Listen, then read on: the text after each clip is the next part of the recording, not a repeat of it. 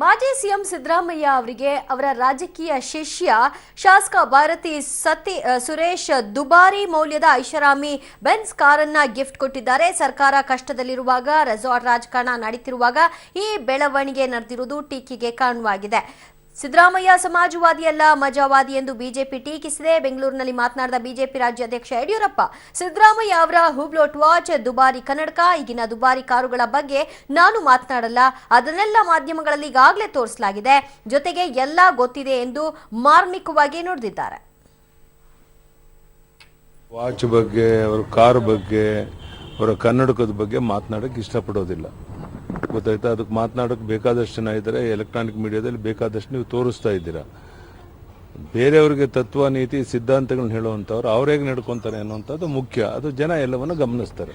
ಸಿದ್ದರಾಮಯ್ಯನವರಿಗೆ 1.5 ಕೋಟಿ ಕಾರ್ ಕೊಟ್ಟಿದ್ದು, ಇನ್ನೊಂದು ಕೊಟ್ಟಿದ್ದು, ಪಾಪ ಅವ್ರು ಬಹಳ ಮಾನ ಮರ್ಯಾದೆ ಇಟ್ಕೊಂಡಿರೋಂಥ ಜನ ಅಲ್ಲ. 1.5 ಕೋಟಿ ಕಾರ್ ಕೊಟ್ಟಿದ್ದಾರೆ ಅಂತ ನೀವು ಹೇಳಿದಿರಿ, ನನಗೆ ಗೊತ್ತಿಲ್ಲ, ನಾನು ಸುಮ್ಮನೆ ಆಪಾದನೆ ಮಾಡಲ್ಲ. ನೀವು ಕೇಳ್ತಾ ಇರೋದ್ರಿಂದ ಇಡೀ ಕರ್ನಾಟಕ ರಾಜ್ಯ ಜನ ಈ ರೀತಿ ದುಬಾರಿ ಕಾರು ಒಂದು ಕೊಟ್ಟಿದ್ದಾರೆ ಅಂತಂದಾಗ ಸಿದ್ದರಾಮಯ್ಯನವರು ಇದಕ್ಕೆ ಸ್ಪಷ್ಟನೆ ಕೊಡಲಿ. 1.5 ಕೋಟಿ ರೂಪಾಯಿ ಕಾರನ್ನ ಕೊಟ್ಟಿದ್ದು ಯಾಕೆ ಕೊಟ್ಟರು, ಏನು ಕೆಲಸ ಮಾಡಿಕೊಟ್ಟು ಅದು ಸ್ಪಷ್ಟನೆ ಮಾಡಲಿ. ದೋಸ್ತಿ ಸರ್ಕಾರವನ್ನ ಮಕ್ಕಳ ಕಳ್ಳರು ಎಂದಿದ್ದ ಕೆಎಸ್ ಈಶ್ವರಪ್ಪನವರ ಮಾತಿಗೆ ಸಿದ್ದರಾಮಯ್ಯನವರು ಸಿಡಿದೆದ್ದಿದ್ದಾರೆ. ಆನೇಕಲ್ನಲ್ಲಿ ಮಾತನಾಡಿದ ಸಿದ್ದರಾಮಯ್ಯ, ಈಶ್ವರಪ್ಪಗೆ ಬುದ್ಧಿ ಭ್ರಮಣೆಯಾಗಿದೆ, ಹುಚ್ಚರಂತೆ ಮಾತನಾಡುವುದು ಅವರ ಸಂಸ್ಕೃತಿ. ಬಿಜೆಪಿಯವರ ರಾಜಕಾರಣಕ್ಕೆ ಬೇಸತ್ತು ರೆಸಾರ್ಟ್ ಹೋಗಿದ್ದೇವೆ, ಈಶ್ವರಪ್ಪನಿಗೆ ಮೆದುಳು ಇಲ್ಲ ಅಂತ ಕಿಡಿಕಾರಿದ್ರು. ಮಾನ್ಯ ಸಿದ್ದರಾಮಯ್ಯನವರು ಮುಖ್ಯಮಂತ್ರಿ ಸ್ಥಾನ ಕಳ್ಕೊಂಡ ನಂತರ ಒಂದು ರೀತಿ ಹುಚ್ಚಿಡಿದಿದೆ ಅವರಿಗೆ. ಏನು ನಾನು ಮಾತಾಡ್ತಿದ್ದೀನಿ ಅನ್ನೋದು ಮೈ ಮೇಲೆ ಜ್ಞಾನ ಇಲ್ಲದೆ ಮಾತಾಡ್ತಾ ಇದ್ದಾರೆ.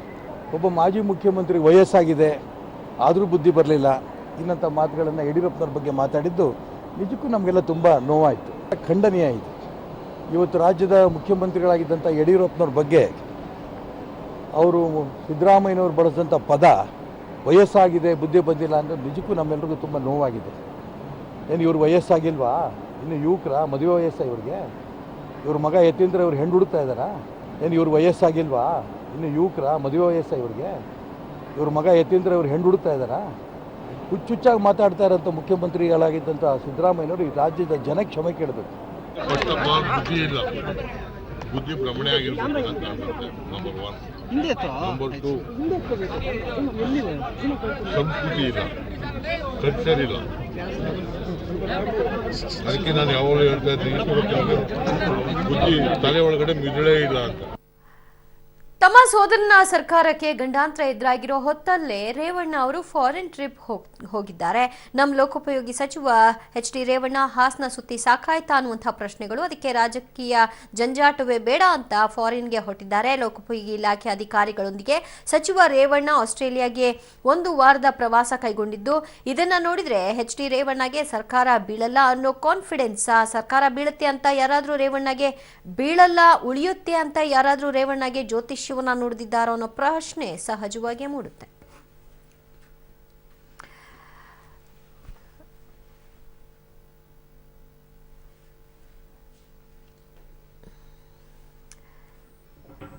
ಈ ನಡುವೆ ಜೆಡಿಎಸ್ನ ಯಾವ ಶಾಸಕರು ರೆಸಾರ್ಟ್ಗೆ ಹೋಗಲ್ಲ, ನಮಗೆ ಅದರ ಅವಶ್ಯಕತೆ ಇಲ್ಲ, ಅನಿವಾರ್ಯತೆ ಕೂಡಿ ಬಂದಿಲ್ಲ. ಜೆಡಿಎಸ್ ರಾಜ್ಯಾಧ್ಯಕ್ಷ ಎಚ್ ವಿಶ್ವನಾಥ್ ಅವರ ಸ್ಟೇಟ್ಮೆಂಟ್ ಇದು. ಪಬ್ಲಿಕ್ ಟಿವಿ ಜೊತೆಗೆ ಮಾತನಾಡಿದ್ರು, ರೆಸಾರ್ಟ್ ರಾಜಕೀಯ ಸೂಕ್ತ ಅಲ್ಲ, ಅನಾವಶ್ಯಕ, 10 ವರ್ಷದಿಂದ ಬೇಕೋ ಬೇಡವೋ ಮಾತಾನೇ ಇದ್ದೀವಿ, ಇಸುವಿ, ಅದರಿಂದ ಯಾವ ಪ್ರಯೋಜನವಿಲ್ಲ. ರೆಸಾರ್ಟ್ಗೆ ಕರೆದುಕೊಂಡು ಹೋಗೋದ್ರಿಂದ ಯಾರ ಮನಸ್ಸು ಕೂಡ ಕಟ್ಟಿ ಹಾಕೋಕೆ ಸಾಧ್ಯವಿಲ್ಲ. ಹೋಗಬೇಕು ಅನ್ನೋ ಶಾಸ್ತ್ರು ಹೋಗೇ ಹೋಗ್ತಾರೆ. ರೆಸಾರ್ಟ್ನಲ್ಲಿ ಕಟ್ಟಿ ಹಾಕೋದ್ರಿಂದ ಏನೂ ಪ್ರಯೋಜನ ಇಲ್ಲ ಅಂದ್ರು. ಒಂದು ಹೆಜ್ಜೆ ಮುಂದೆ ಹೋದ ವಿಶ್ವನಾಥ್, ಸಿದ್ದರಾಮಯ್ಯ ಅನುಭವಿ ರಾಜಕಾರಣಿ, ಸಿಎಂ ಆಗಿದ್ದಾಗಲೂ ಅವರು ರೆಸಾರ್ಟ್ ರಾಜಕೀಯ ಮಾಡಿಲ್ಲ, ಯಾರನ್ನೂ ಸಿಎಂ ಮಾಡೋಕೆ ರೆಸಾರ್ಟ್ ರಾಜಕೀಯ ಮಾಡಿಲ್ಲ ಅಂದ್ರು. ಒಂದು ಕಡೆ ಬಿಜೆಪಿ ರೆಸಾರ್ಟ್ ರಾಜಕೀಯ ಮಾಡ್ತಾ ಇದ್ರೆ, ಇನ್ನೊಂದು ಕಡೆ ಕಾಂಗ್ರೆಸ್ ಕೂಡ ರೆಸಾರ್ಟ್ ರಾಜಕೀಯನ ಆರಂಭ ಮಾಡಿದೆ. ಜೆಡಿಎಸ್ ಕೂಡ ಹೋಗುತ್ತೆ ಅನ್ನೋ ಮಾತುಕತೆಗಳು ಕೇಳಿ ಬರ್ತಾ ಇದೆ. ಬಟ್ ಇನ್ನೂ ಕೂಡ ಜೆಡಿಎಸ್ ಅದರ ಬಗ್ಗೆ ಕನ್ಫರ್ಮ್ ಮಾಡಿಲ್ಲ. ಈಗ ಜೆಡಿಎಸ್ನ ರಾಜ್ಯಾಧ್ಯಕ್ಷರಾಗಿರುವಂತಹ ಎಚ್ ವಿಶ್ವನಾಥ್ ಸರ್ ನಮ್ಮ ಜೊತೆಗಿದ್ದಾರೆ. ಸರ್ ನಮಸ್ಕಾರ. ಜೆಡಿಎಸ್ ಏನಾದರೂ ಈಗ ರೆಸಾರ್ಟ್ ರಾಜಕೀಯವನ್ನು ಆರಂಭ ಮಾಡುತ್ತಾರೆ, ನಿಮ್ಮ ಶಾಸಕರು ಹೋಗ್ತಾರಾ? ಇಲ್ಲ, ನಮ್ಗೆ ಅದರ ಅವಶ್ಯಕತೆ ಇಲ್ಲ. ನಮಗೆ ಅವಶ್ಯಕತೆ ಇಲ್ಲ. ಯಾಕೆಂತಂದರೆ ನಾವು 38 ಜನ ಶಾಸಕರು ಕೂಡ ಇಂಟ್ಯಾಕ್ಟ್ ಆಗಿದೆ. ಓಕೆ, ನಾವು ರಿಸಾರ್ಟ್ಗೆ ಹೋಗಬೇಕಾದಂಥ ಅನಿವಾರ್ಯತೆ ಅವಶ್ಯಕತೆ ಇಲ್ಲ. ಬಟ್ ನಮ್ಮ ಕೇಳಿ ಬರ್ತಾ ಇದೆ ಪ್ರೆಸ್ಟೀಜ್ ರೆಸಾರ್ಟಿಗೆ ಹೋಗ್ತಾರೆ JDSನ ಶಾಸಕರು ಅನ್ನೋ ಮಾತುಗಳು. ನಾವು ಕಾಂಗ್ರೆಸ್ನ ಶಾಸಕರು ಹೋಗ್ತಾ ಇದ್ದಾರೆ. ಅಲ್ಲ, ಅದು ಅವ್ರಿಗೆ ಸಂಬಂಧಪಟ್ಟಂಥ ವಿಚಾರ. ಬಟ್ ಅವರು ಕೂಡ ನಮಗೆ ನಮ್ಮ ಅಡ್ಮಿನಿಸ್ಟ್ರೇಟಿವ್ ಪಾರ್ಟ್ನರ್ಸ್ ಅಲ್ಲ ಅವರು. ಎಕ್ಸಾಕ್ಟ್ಲಿ. ಸ್ವಲ್ಪ ಅಲ್ಲೇನೋ ಅದು ಸರಿಯಾಗ್ತಾ ಇದೆ. ಈಗ ಸಿದ್ದರಾಮಯ್ಯನವರು ಕೋಆರ್ಡಿನೇಷನ್ ಕಮಿಟಿ ಚೇರ್ಮನ್ ಸೆಟ್ ಮಾಡ್ತಾ ಇದ್ದಾರೆ, ಅದನ್ನೆಲ್ಲ ಸರಿ ಮಾಡ್ತಾ ಇದ್ದಾರೆ. ಕಾಂಗ್ರೆಸ್ಗೆ ಭಯ ಶುರುವಾಗಿದೆಯಾ ಅಂತ, ಅಥವಾ ಮೈತ್ರಿ ಸರ್ಕಾರಕ್ಕೇ ಭಯ ಇದೆಯಾ?